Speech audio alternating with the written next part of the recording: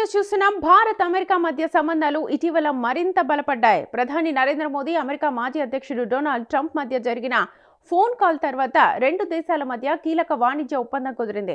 ఈ ఒప్పందంతో భారత్ పై విధించిన సుంకాలను అమెరికా గణనీయంగా తగ్గించింది. ముందుగా భారత్ పై ఉన్న 25% సుంకాన్ని పూర్తిగా తొలగించినట్లుగా ట్రంప్ ప్రకటించారు. అంతేకాదు, కొత్త ఒప్పందం ప్రకారం భారత్ పై వసూలు చేసే సుంకాన్ని 18% తగ్గిస్తున్నట్లుగా తెలిపారు. దీంతో రెండు దేశాల మధ్య వాణిజ్య సంబంధాలు మరింత బలపడతాయని నిపుణులు భావిస్తున్నారు. ఈ ఒప్పందానికి సంబంధించిన అధికారిక ముసాయిదాను కూడా తాజాగా విడుదల చేశారు.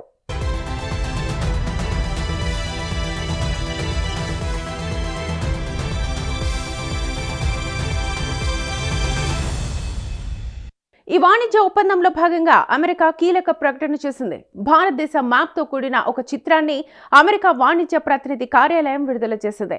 ఆ మ్యాప్లో జమ్మూ కాశ్మీర్ను భారతదేశంలో అంతర్భాగంగా చూపించారు. ఇది అంతర్జాతీయ స్థాయిలో భారతదేశానికి ఒక పెద్ద మద్దతుగా భావిస్తున్నారు.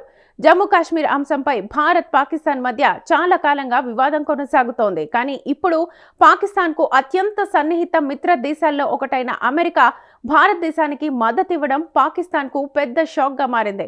పాకిస్తాన్ ఆక్రమిత కాశ్మీర్ కూడా భారతదేశంలో భాగమేనని ఆ చిత్రంలో చూపించారు. ఈ పరిణామాలతో భారత్, అమెరికా సంబంధాలు మరింతగా దృఢమవుతాయని, అంతర్జాతీయ రాజకీయాల్లో భారత్ స్థానం మరింత బలపడుతుందని విశ్లేషకులు చెబుతున్నారు.